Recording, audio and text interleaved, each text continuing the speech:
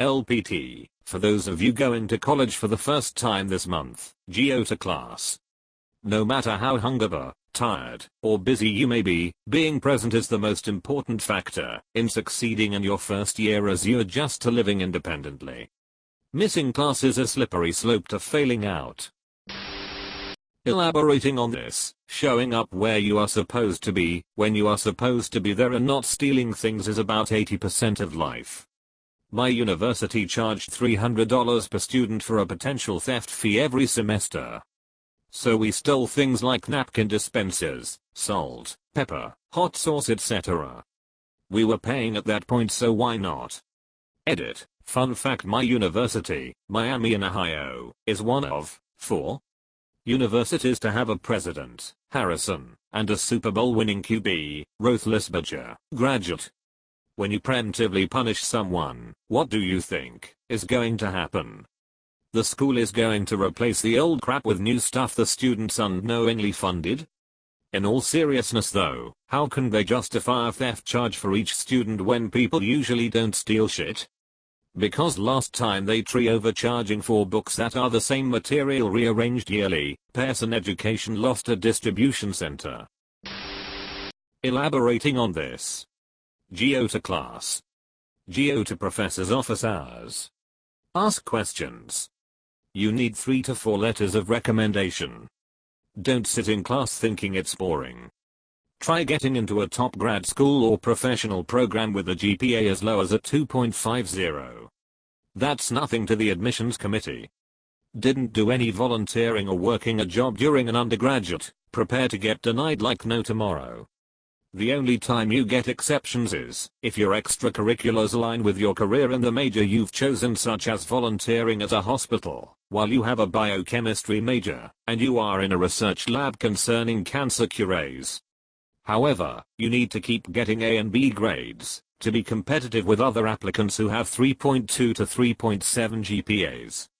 If your professor is the graduate advisor for your major, ask them about getting a master's, because it shaves 1 year off, and you can take graduate level courses during an undergraduate senior year.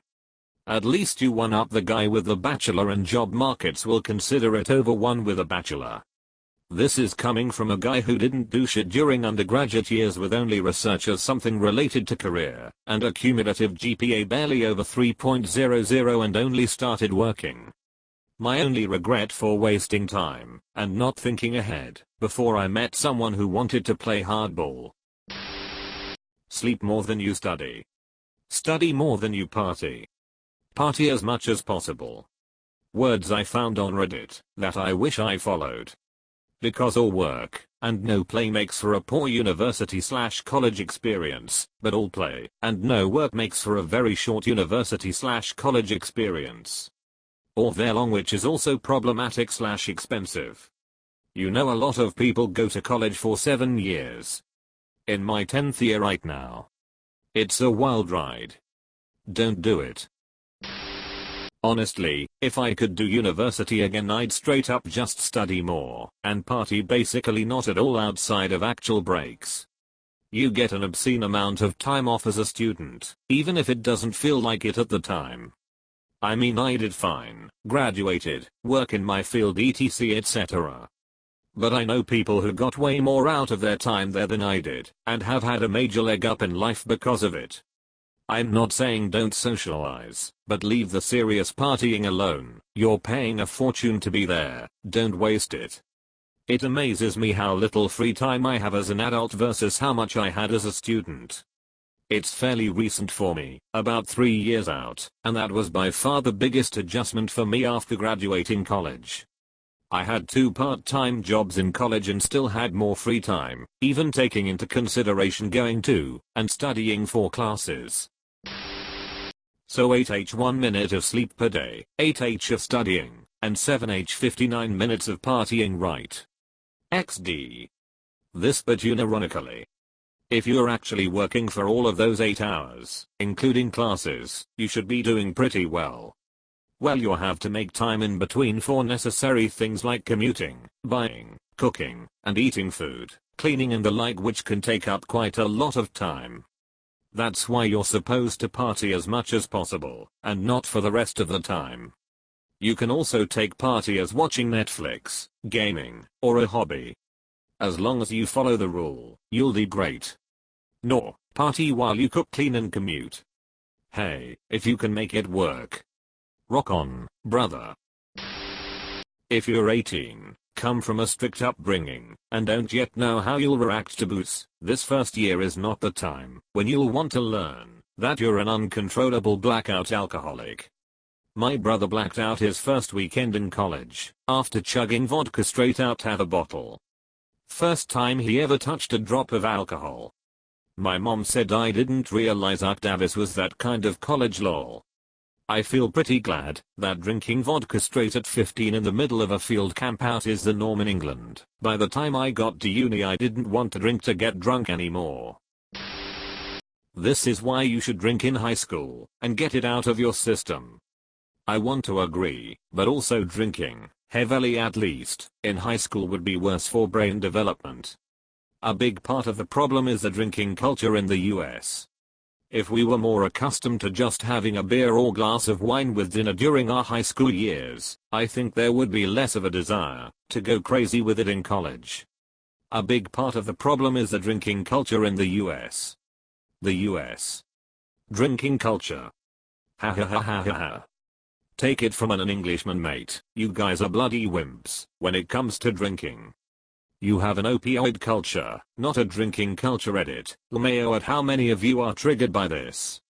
That's pretty much what he said. It's taboo to drink in the US for the most part, and especially under 21, so kids get out on their own and go crazy since they haven't ever drank before. I saw an LPT relating to college a few months ago that is more appropriate now. Treat college like a job.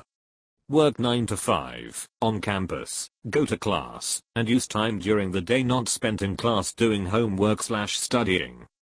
Don't do homework at home, do it in the library, or in some other on-campus study area.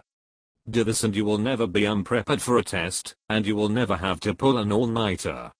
I returned to school after 6 years in the military, and have been following this rule for the past year and a half. The only time I've had to stay up late for a class was for a group project where my classmates were not following this rule. And I'm very happy with my GPA. This is excellent advice that unfortunately I only learned in my last year of college. If you can successfully segment your days into work/class time and free time, you will be much less stressed out during your free time, and have an overall more enjoyable experience. I partied a lot that last year, but I could always rest easy knowing that I had gotten my work done during the day/week before. Can confirm this is excellent advice. Even if you do nothing else, show up. This is that rare LPT that is 100% accurate on its own. I don't necessarily agree. If you read the shit out of your syllabus and do what you need to show up when you have to, then not everyone would benefit from going to class. I'll learn and study way better on my own. This is especially true in the age of recorded classes. Edit, I know this LPT is true for the majority of freshmen, but I'm speaking to the people that are already good students and know how to manage their time. Obviously you have to show up for participation/mandatory classes, which is why I said to read the shit out of your syllabus. It really depends on what kind of student you are. If you are the kind of student I'm describing, the only time I would recommend showing up to a class that's not mandatory assuming it's recorded, is to establish a relationship with a professor that you need a reference letter from, or to make friends. But ultimately, it depends on the class. Thanks for watching this video. Like, subscribe, and hit the bell to see more interesting video. Goodbye.